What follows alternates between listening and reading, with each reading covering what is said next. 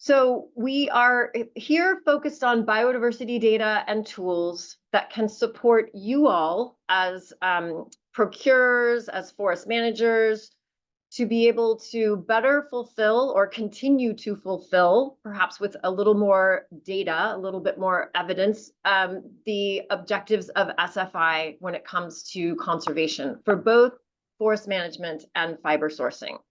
Our goal is really focused on helping to understand the availability of biodiversity data and tools, the understanding of how you access and use them, and when do you apply them for what performance measure or what indicator.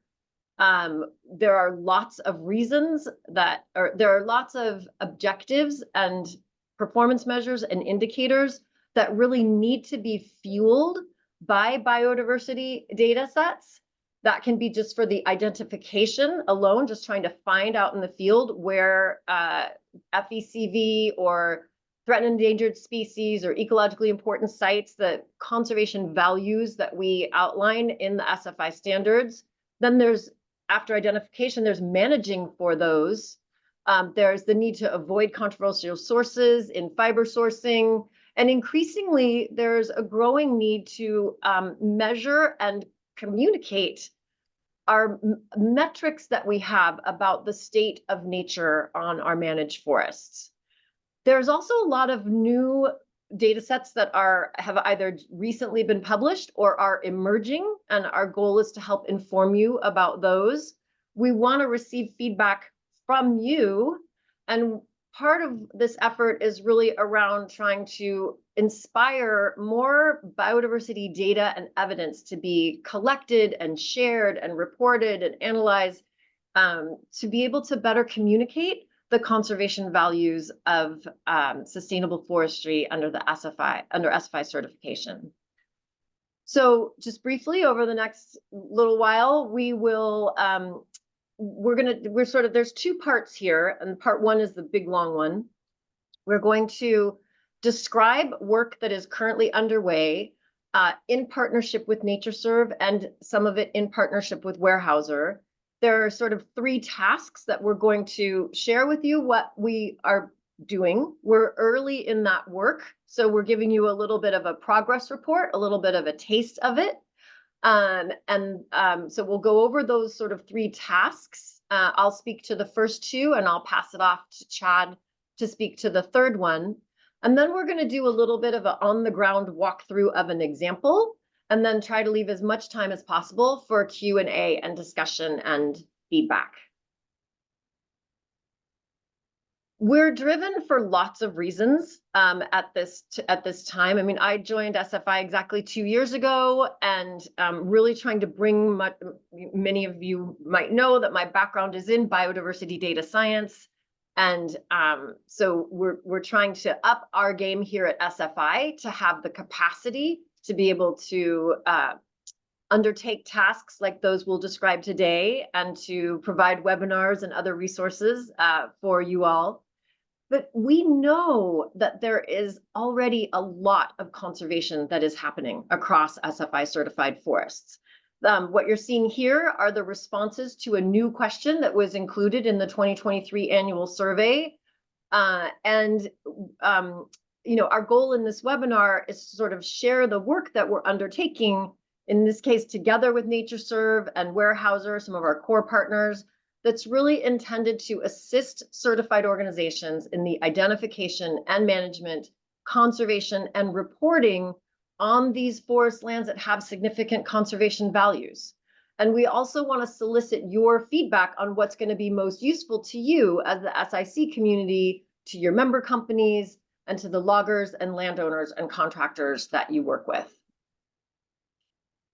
There's also more interest than ever before in quantifying the state of nature, whether it's governments or banks or investors or shareholders. There's a large trend, and we can talk about this sort of another time, what's driving that trend, but there really is a growing appreciation for the economic value of ecosystem services, the economic value of nature, and the financial risk that is posed by the well-documented global decline in the abundance and diversity of species and ecosystems.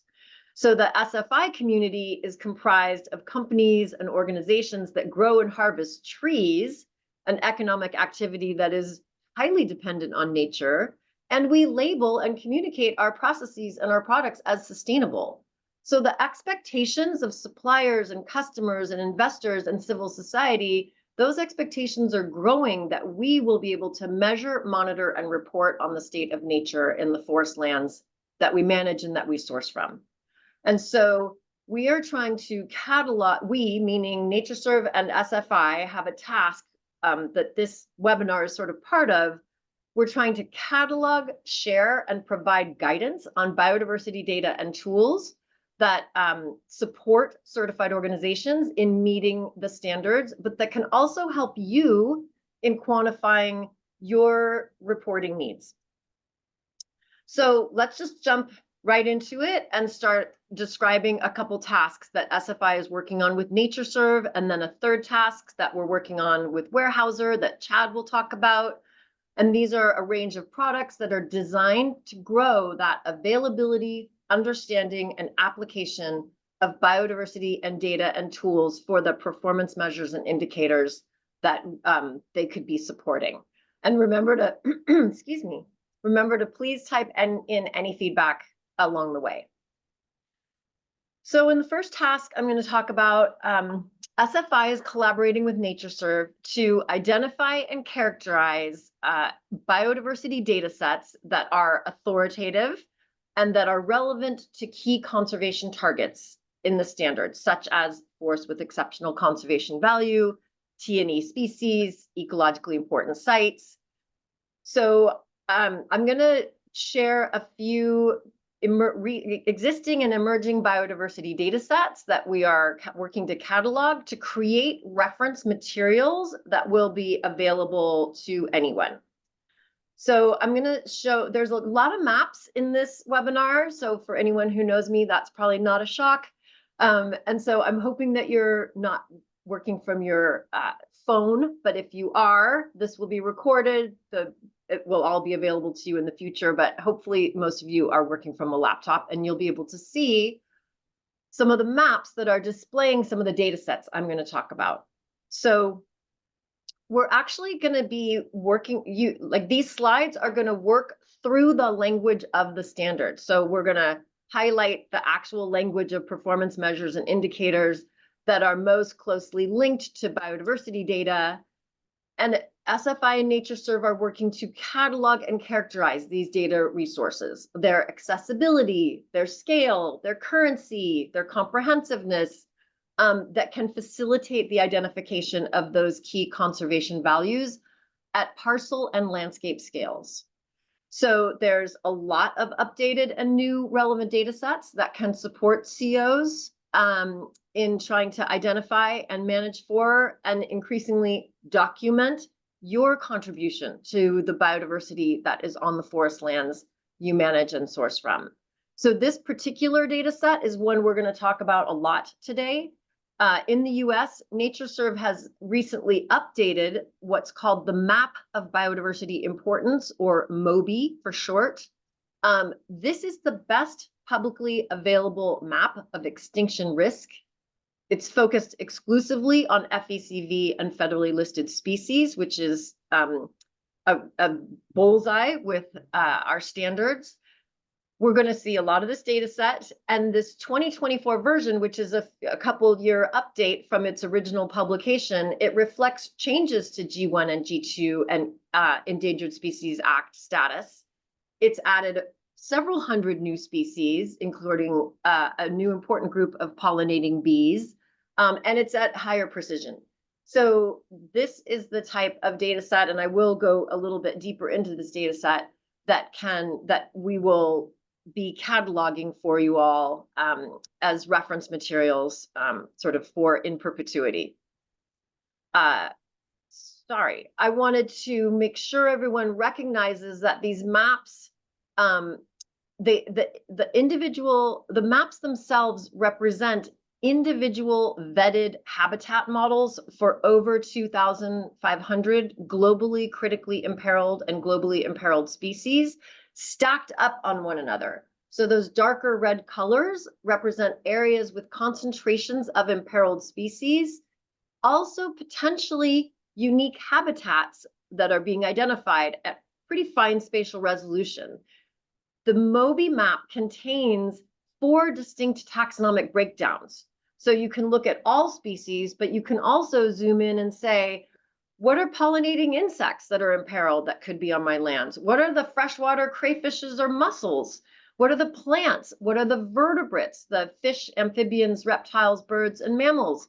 So these data can be used in lots of different ways, from treasure maps for field surveys to risk assessments for fiber sourcing. The MOBI dataset is open access, but it can be pretty confusing to use. There's actually 16 different mapped analyses available. So our cataloging effort will help guide access to which ones are the most relevant of these datasets. And one of them is what I'm showing here. It's called ABI for areas of unprotected biodiversity importance. So this map is representing the best available scientific estimate of suitable habitat for FECV species that fall outside the current protected area system. So this is habitat for species that exist on private land, and this is the potential for private land conservation for imperiled species that really don't have any other options. This is the kind of map that you could use as a basis for conservation programs or field surveys. But this is a map where if you're helping to conserve this area, it's for imperiled species that don't have lots of other options for conservation. That's a pretty important social value there. That's for the US. In Canada, there's an emerging relevant spatial conservation data set that's probably the best equivalent to MOBI in the US. And that is the Canada Key Biodiversity Areas data set. So the federal government and science partners are finalizing a 4-year-long, very systematic assessment of key biodiversity areas in Canada, marine, freshwater, and terrestrial ecosystems. And the criteria for being a key biodiversity area means they often include important populations of FECV species. And key biodiversity areas, sort of their criteria, which I won't go into depth here, would also qualify for ecologically important sites, most of them under the SFI standards. KBAs are actually identified in the fiber sourcing standard as a potential controversial area for sourcing. These sites in pink on this map, the sites in pink are already accepted. The ones in orange are the ones under final review and should be accepted by the end of the year. So we have a large, relevant new biodiversity data set emerging in Canada. There's other data sets outside of those that are relevant to this discussion and to you all in any efforts you want to undertake to pursue spatial biodiversity information that can help you further the conservation objectives of the SFI standards. This is a data set called Resilient and Connected Lands. It's an analysis that is very well known and very widely used, published by the Nature Conservancy. It's a data set that essentially estimates ecological integrity, and it has many data sets underneath it with lots of use. So these are data that might be able to measure what we could call ecological resilience or ecological integrity, also at parcel and landscape scales. And this map actually does go into southern Canada in a few of the provinces. There's also new data sets emerging for ecosystem data. So there are recent developments in what is called the International Vegetation Classification that has produced a formal vegetation classification, distribution mapping, and conservation status assessments for over 300 North American ecosystems, over 130 of which are native forest and woodland ecosystems mapped here on the left, and then ranked for conservation status on the right. This is the kind of information that can help us understand like what ecosystems are where and what condition are they in. Like having that classification and distribution map of native ecosystems can help us characterize forests at the stand and landscape scale. They can provide a baseline for any work we're doing in restoration. And it also offers a potential unit of analysis that can connect with like emerging ecosystem service markets and nature-related metrics. So if you're interested in sort of ecosystem-based nature metrics, this is an incredibly valuable data set that is coming online soon that we will be highlighting in our reference materials. So on the left is sort of the native ecosystems map for those 130 forest and woodlands ecosystems, again, extending into at least southern Canada so far. But these same ecosystem units have conservation status assessments that are underway. So on the map on the right, the pink areas have not yet been assessed, but blue areas are secure, yellow areas are vulnerable, and red areas are imperiled. Having that type of information, like knowing what ecosystem unit it is, where it is, and how at risk it is, that is a fabulous new advancement in the world of biodiversity data that is relevant to the SFI standards. This is work that is in progress. It's partly Ecological Society of America, it's partly Natural Heritage Programs, Conservation Data Centers, ECCC, Natural Resources Canada, NatureServe. So this is a space to watch. Moving on to performance measure 4.2, indicator 2 right now, which has as its underpinning a requirement for specific biodiversity data sets to comply with that indicator 2 on forests with exceptional conservation value. The first, most of you already know, if not all of you, that first stop for FECV information is the source, which is state natural heritage programs, provincial conservation data centers, and NatureServe. The NatureServe network is the authoritative biodiversity data resource for the US and Canada in terms of this SFI standard. And I'll say there's lots of other agencies that use that data similarly. They are maintaining a taxonomy of what species are out there and providing conservation status assessments for each, and then a spatial data set of what are called element occurrences. I'll zoom in a minute on some of those, which are areas of significance for the conservation of an element of biodiversity, which can be both species and ecological communities. So element occurrences are this basic unit of nature observation in the NatureServe network, and this zoomed in map is showing you element occurrences for species color-coded by taxonomic group.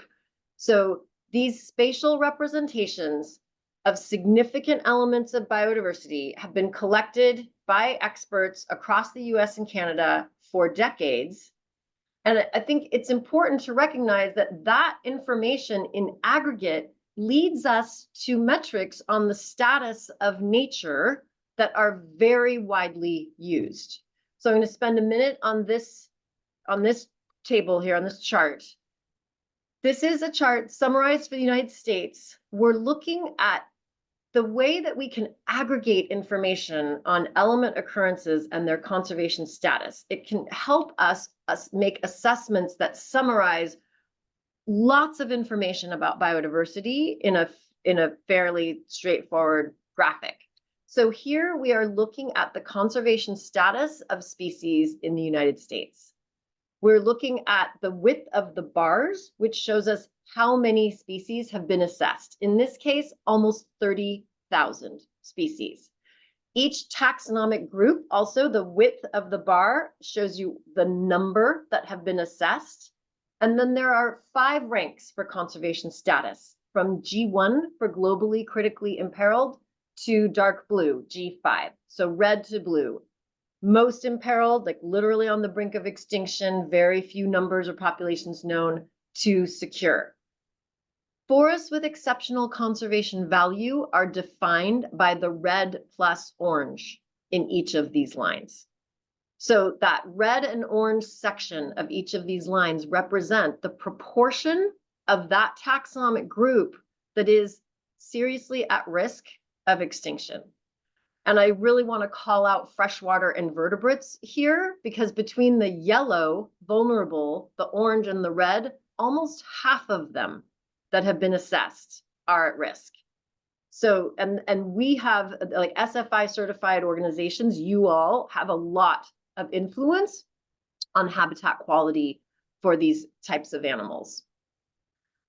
That same data is aggregated in Canada for reports on the status and trends of biodiversity. They offer public resources for being able to look at the status of species in Canada and the US. So those element occurrences across decades and the conservation status that is conducted on them really underpin very many useful biodiversity information resources. And we just wanted to sort of show you a little bit. In a way, this justifies why SFI is using these same resources for our standards. So we've talked a little bit about FECV species data, but element occurrences also exist for ecological communities. And forests with exceptional conservation value include G1 and G2, not just species, but also those ecological communities. Community element occurrences are these spatially explicit areas, here just shown as dots in blue to show you the distribution. They are spatially explicit areas identifying a significant occurrence of a unique or high quality native ecological community, usually that is at fairly high risk of extinction, or demonstrates very notable ecological condition. So not all programs have ecologists that collect this information. And this leaves a relatively large data gap for identifying community forests with exceptional conservation value in the forested regions of both the US and Canada.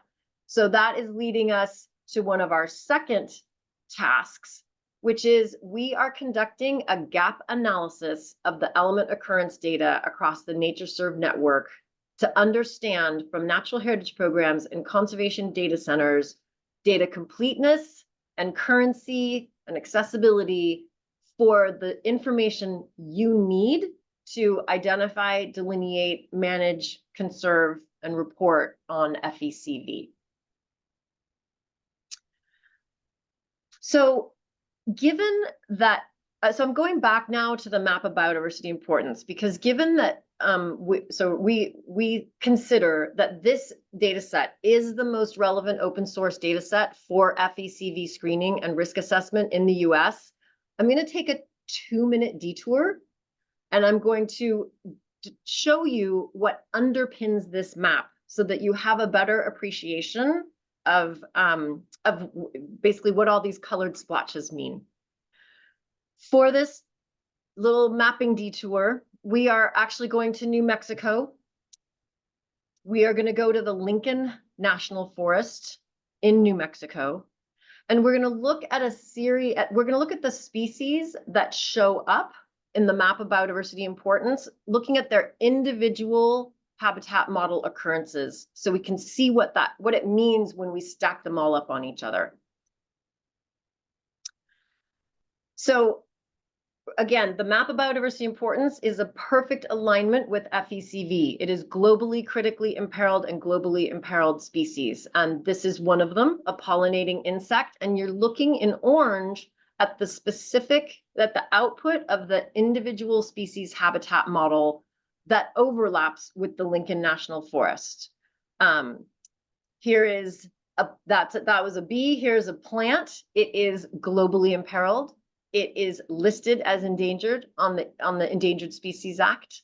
And so we're seeing the result of the modeled output for just this taxon. We can ask about this next plant, a mountain thistle. This is, again, globally critically imperiled, listed on the Endangered Species Act, has a very specific habitat distribution that individual species habitat model has produced that underpins that MOBI map. Here is another, a little bit more widely distributed pennyroyal. And then finally, here's a plant that is proposed as for listing under the Endangered Species Act. It's ranked as a G2, isolated patches through the Lincoln National Forest. And now you have a little bit better understanding of what it means when we stack all of these maps on top of each other. And so the darker red are where many of those species have co-occurring habitat, according to the best available scientific information.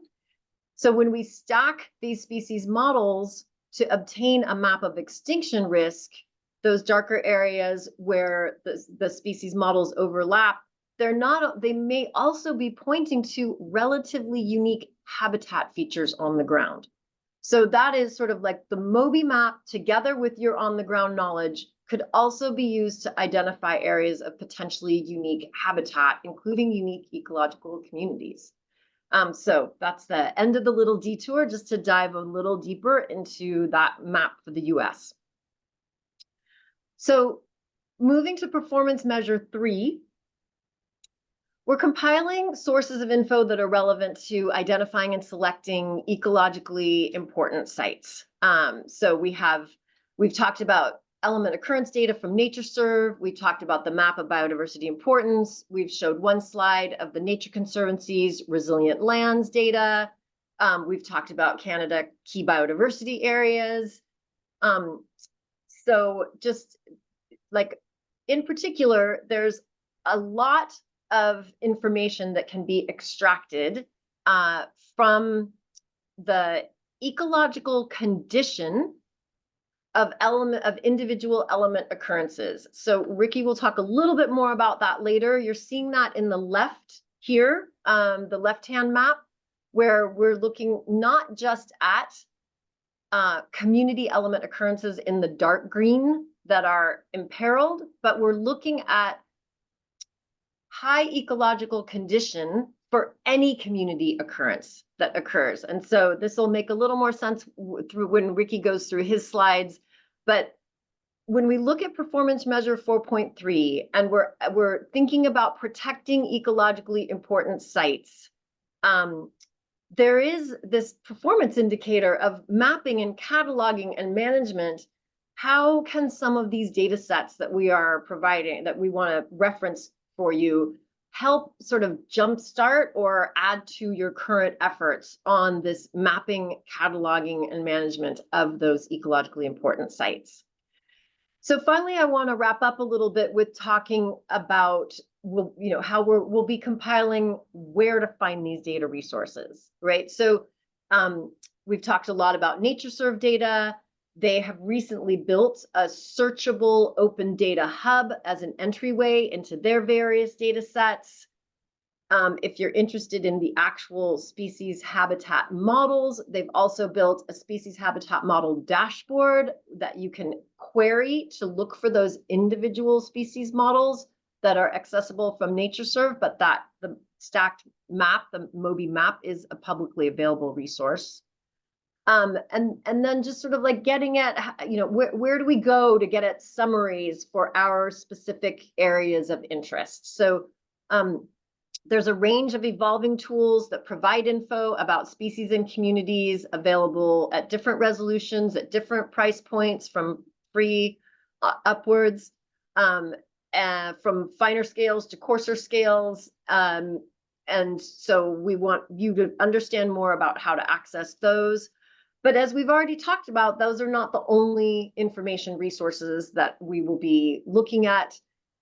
In the United States, state wildlife action plans, we have 48 state wildlife action plans coming out this year, and many of them will contain a lot more information on conservation opportunity areas, species of greatest conservation need. So we'll point to those as resources. We will point to resources from federal government, from other NGOs. I mean, there's not an exhaustive list to catalog here, but some of these major data sets that you may be less aware of or that may be new and emerging, we will be pulling together for you in reference format so that you have access to this information. And then this performance measure sort of speaks to active research and monitoring and the application of information regarding different components of biodiversity that you're managing. And one of the most effective ways to do this is actually through cataloging of observations about the unique components of biodiversity in your forests. Like, there have never been more and more easier ways to stand up a simple biodiversity monitoring program. And so encouraging the use of different types of tools. You can go out there now, with a phone, with a pad.